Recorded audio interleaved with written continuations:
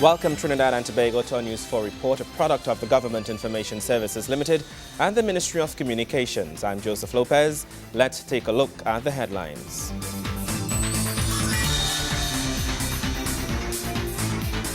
Hundreds of students attend Advanced Level Scholarship Seminar 2013. Motorists coming from south are being advised of temporary closure of a section of the Uriah Butler Highway. And local government ministry reiterates regional corporations must ensure their facilities are friendly to differently abled persons. In our top story, more than 400 students have joined the ranks of National Scholarship Award winners and are being groomed to leave a legacy behind, such as those who came before them. On Wednesday, the Regency Ballroom of the Hyatt Regency Trinidad was filled to capacity as 330 of the more than 400 National A-Level Scholarship winners attended the Advanced Level Scholarship Seminar 2013. The event sought to prepare the scholars for the next step in their academic journey while congratulating them on a job well done. The event was hosted by the Ministry of Public Administration, under which the Scholarships and Advanced Training Division falls. It was a proud moment for many, including the parents who looked on at what was the result of hard work and dedication. Guest speaker, Director of the Police Complaints Authority and Principal of the Academy of Tertiary Tutors, Gillian Lucky, encouraged the scholars to continue excelling. She explained that while for many the focus has been solely on pure academics, the time had come for individuals to become well-rounded. She stressed the importance of giving back to the country by being patriotic and asking what could be done to develop Trinidad and Tobago. You are in exciting times.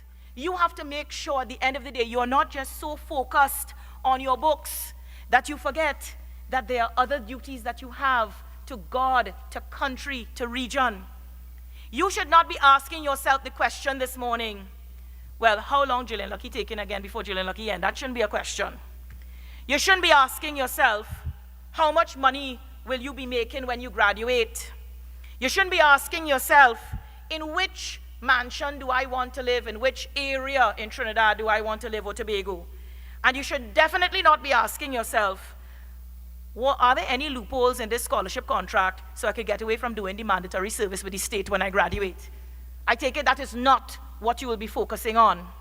The question you should be asking yourself this morning is this: how am I going to fulfill my responsibility to positively contribute to national development and to serve my country? That is the question you should be asking yourself today, tomorrow, and in your entire studying career. These sentiments were echoed by Minister of Public Administration, the Honorable Caroline Sipasad Bachan, who shared the future she envisaged for the country, a future shaped by the scholars of today. I see a day when all the Fortune 500 companies, universities, and group of 7 countries will have agents in Trinidad and Tobago trying to compete for the services of our brightest and our best. I see also a country which can afford to retain and properly remunerate our brightest and our best.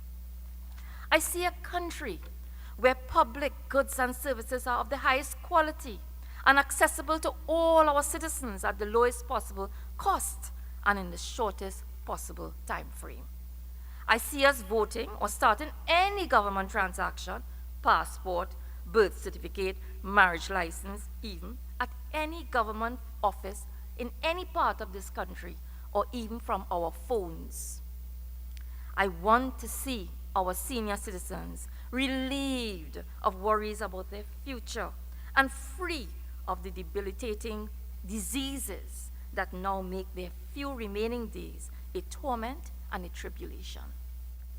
I want to see our engineers put down infrastructure that will serve the needs of the future and not have to depend on roads or bridges that are inadequate even for the present.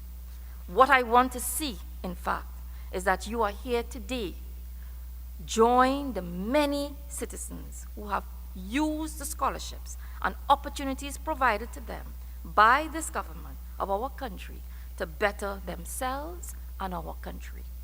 What I want to see is that you return to help us deal with the problems, not of the past or present, but to anticipate and manage the future of our country. Nikolai Edwards, News 4.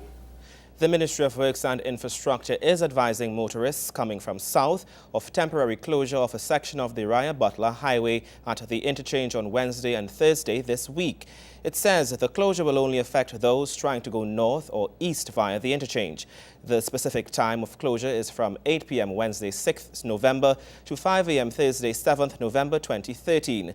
The ministry says as a consequence, motorists are advised that northbound traffic must proceed along the south to west ramp to the Arangwes Bridge, then to the Churchill Roosevelt Highway.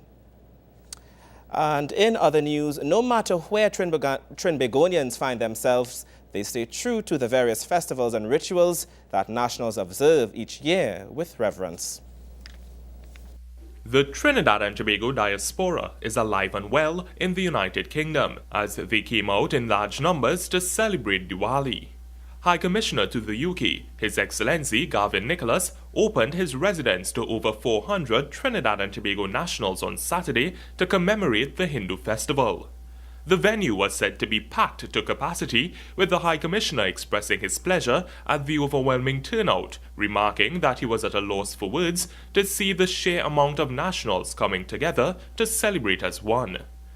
In his welcome to the audience, the High Commissioner urged guests to heed the important lessons of Diwali. The celebrations proceedings were led by Pundita Asha Gosain and Sri Krishna Ragbir. Bhajans were sung as all in attendance participated in some form or the other. Pandita Gosain also performed the sacred purifying ritual, the Havan ceremony, in which the High Commissioner and his wife, Dr. Nicola Alcala, were key participants. Sri Ragbir concluded the ceremony with a prayer which appealed to the congregation to emulate the joyous sense of brotherhood displayed by the citizens of Ayodhya when they all came together to celebrate the return of Lord Rama and Sita after their 14-year exile. The celebrations went well into the evening, with the congregation enjoying a traditional Indian meal and expressing their appreciation to the High Commissioner for opening his residence to allow them to share the special festival with their fellow nationals. Nikolai Edwards, News 4. When we come back, local government continues to support differently abled in society. Stay with us.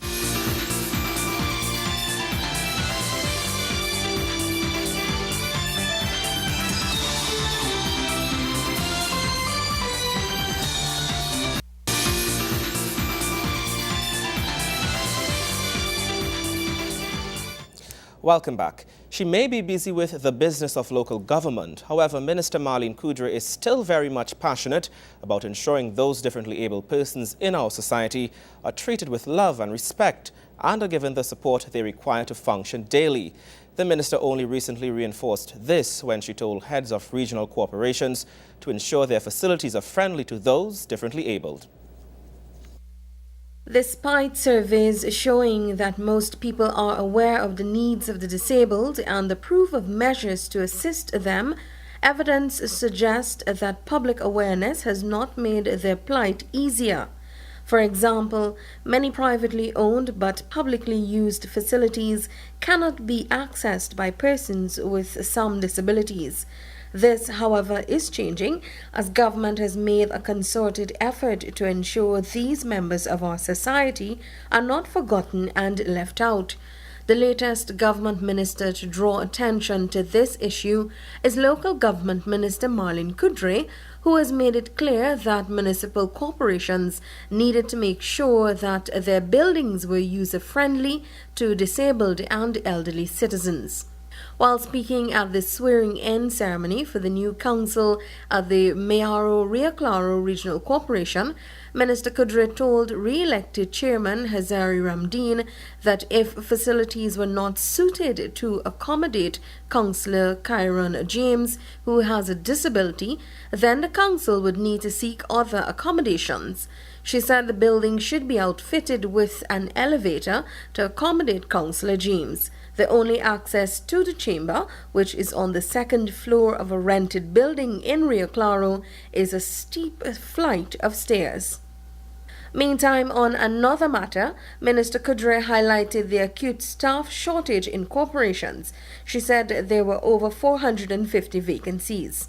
To this end, the minister said she has asked the permanent secretary to speak with the director of personnel administration, as some positions were no longer relevant. She said the system needed to be revamped and modernized. Felicia Wilson-Mon, News 4. Minister of Trade, Industry and Investment, Senator the Honourable Vasant Bharath, is reiterating the vast financial and economic possibilities which the local music industry possesses. He makes this point as he addresses a breakfast seminar hosted by the Copyright Organization of Trinidad and Tobago, COT. Music artists, producers, songwriters and other music stakeholders gathered at the Hyatt Regency Hotel for the Copyright Organization's seminar titled Towards a Sustainable Economy. Addressing the participants, Minister Bharath bemoans the lack of understanding over the economical and financial viability of the music industry in Trinidad and Tobago. He highlights the significant contribution the industry makes to the local economy. The music sector in Trinidad and Tobago is estimated to generate about $169 million annually, employing about 5,600 people in different aspects of the sector. At a national level, our carnival remains by far the largest generator of revenue within that particular sector, producing about 154 million out of the 169 million and employing over 3,500 people. Carnival, of course, as you all would know, also plays an important role with regard to the exporting of music from Trinidad and Tobago, in that out of the carnival season, out of the local carnival season, that is, we have masquerade bands, we have soca musicians, and several other support type services working abroad. Minister Bharath explains there is a need to lessen the country's reliance on oil and gas and focus on the expansion of alternative revenue streams. He adds the economic contribution generated by the music industry makes it a feasible option worth developing as a viable alternative to the energy industry. The music industry has been identified as a priority subsector for development under the creative industries, along with fashion and film. This is part of our government's aggressive diversification thrust away from oil and gas, as I spoke of earlier on. We know, however, that in order to ensure long-term sustainability, there must be an increased focus on accelerating this diversification thrust away from oil and gas. The minister explains this is why, following extensive stakeholder consultations, the government has established a state entity responsible for the development of the industry. The government has established a new state enterprise under the Ministry of Trade, Industry and Investment called the Trinidad and Tobago Creative Industries Company, Creative TT in short, which has the mandate to stimulate and facilitate the business and export activities of the local creative industries to generate national wealth. Under the auspices of Creative TT, a subsidiary company, the Music Company of Trinidad and Tobago, Music TT, will drive the development of this sector of the creative industries in Trinidad and Tobago. This is a sector that will foster innovation and creativity. It will build upon the cultural attributes, indigenous skills, and talents of our nationals. Minister Bharath commends this country's creative minds that have succeeded abroad without any governmental assistance and encouragement, but says under Creative TT, this will no longer be allowed to happen. Those who have succeeded in the creative industries sector, whether it's the film sector, the fashion sector, or the music sector, has really over the years done so on the sweat of their own brow. They have succeeded in many cases against all odds. They have taken their art form abroad to many countries where they have been recognized in many instances, more so than they have been here in Trinidad and Tobago. And that, unfortunately, is something that we need to correct and to correct urgently. The Trade Minister says attention will also now be directed towards encouraging young people to genuinely pursue a career in the creative arts. We need to put an organizational structure around around these activities, so that we structure them so that we can generate young people who are interested in this sector, understanding that there is a career path in it for them, and not that they have to go out there, fight against all of the odds, and hopefully one day succeed. We've got to create in every aspect, whether it's in film, whether it's in music, whether it's in fashion, we've got to create the enabling environment that will encourage our young people to look at these areas as genuine careers that we will promote. And that's what the government of Trinidad and Tobago has been doing over the last 12 months or so. And this is why we have formed the creative industries sector under the board of Creative TT. Gregory McBurney, News 4. Sport news is on the other side of the break. Stay with us.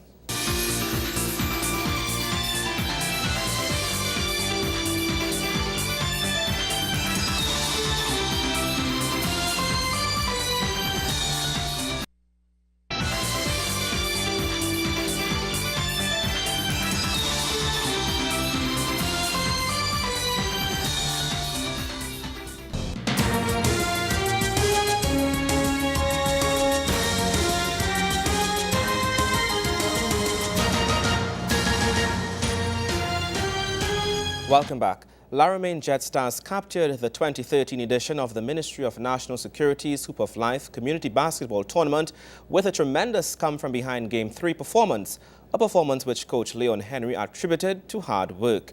Wayne Cunningham has more from the winning coach.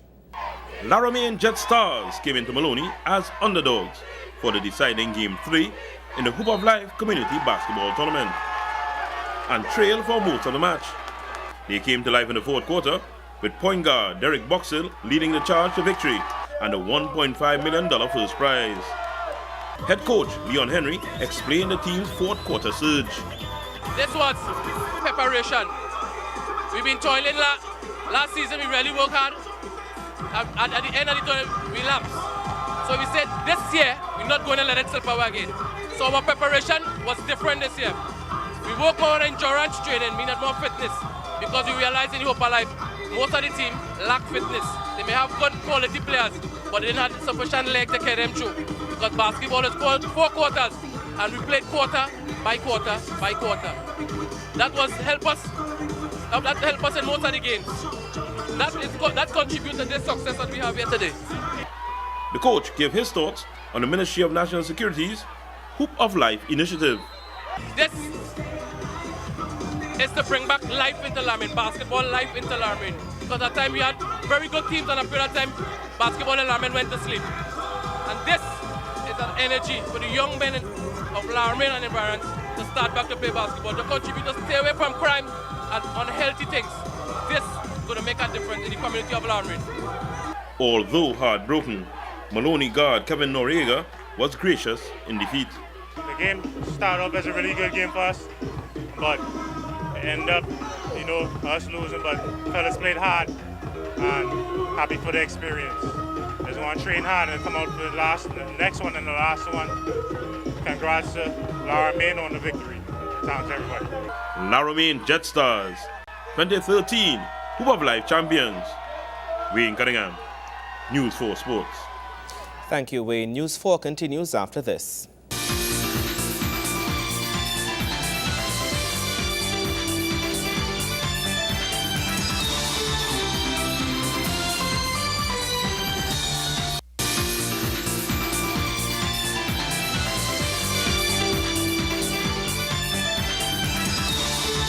Thank you for staying with us. The expansion of the Utilities Assistance Program, UAP, means providing utility assistance to a wider spectrum of the population. This, according to Public Utilities Minister Nizam Baksh, who says the aim is to assist those who may not fall under the grant system, but are low-income households in need. Over 11,000 persons have benefited from the Utilities Assistance Program since its coming on stream in 2010. The program seeks to provide financial assistance to eligible citizens to ensure their continued access to basic utilities such as water and electricity. The program is aimed at enhancing the income of beneficiaries by cushioning the effects of rising costs of public utilities. While initially the UAP catered for persons under the Ministry of the People and Social Development, Public Utilities Minister Nizam Bakhsh, in launching the expansion of the program, says it will now consider persons earning salaries below $3,500 a month. Low-income pensioners over 65 years of age who receive a monthly income of not more than $3,500, inclusive of the pension, can now apply for assistance with the payment of their electricity and water bills. Please note that the beneficiaries do not have to be in receipt of the senior citizens pension only. What you have done there, previously it was only those who were beneficiaries of the government-assisted grants like old age pension and disability grant and public assistance. But now we have widened that threshold there so that people in the private sector could benefit as well. The electricity consumption level criteria, as well as the maximum annual subsidy, has also been revised, with the former being increased from 400 kilowatt hours to 500 kilowatt hours per bill, and the latter being increased from $684 to $840. In other words, consumers who meet the other requirements and who use 500 kilowatt hours or less on a monthly basis can now receive up to $840 per annum towards the payment of their electricity bill. Relief provided under the UAP comes in the form of a subsidy which WASA and TNTEC apply to the beneficiary's utility bill and applies to customers within certain property classes. Apart from pensioners and the disabled, the minister says the expansion of the program caters to families in need. Take, for example, a single mother struggling to raise a family. Once she meets the necessary eligibility requirements, she can receive a subsidy that will allow her to continue to access an electricity supply. That may seem simple enough. But when we realize that electricity can mean more studying time for her children, preparing and ironing her children's clothes with ease, access to radio and television and refrigerator, and an increased sense of safety and security around the household, we begin to see the extent to which the UAP can change people's lives for the better. And that, ladies and gentlemen, is why we have worked to expand the categories of the beneficiaries to this program and the services offered by the UAP. We firmly believe that it behoves every society to provide social intervention measures to cater to those who, for whatever reason, may be in a less fortunate position than the majority. Besides the assistance offered in paying utility bills, the minister says the expansion of the program takes into consideration the needs of persons in areas where a pipe-borne supply of water is not readily available. As a result, the program will now provide materials for connection of water tanks to households. For community-based facilities, the assistance will consist of a maximum benefit of $2,000, which will include the payment for one 800-gallon water tank, fittings for check valves and lock-off valves, and PVC water lines. To benefit from this service, households and community facilities must meet the following criteria. A, they must be low-income households with an income of no more than $6,000 per month.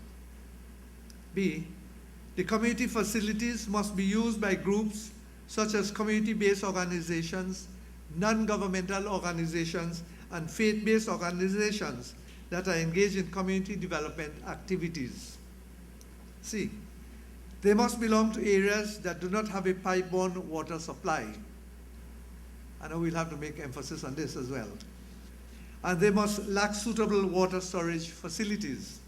The UAP was derived from the Hardship Relief Program, which began in 1997 and provided financial support to old age pensioners and recipients of public assistance who had genuine inabilities to pay their utility bills. Kimberly Ram Calawan, News 4.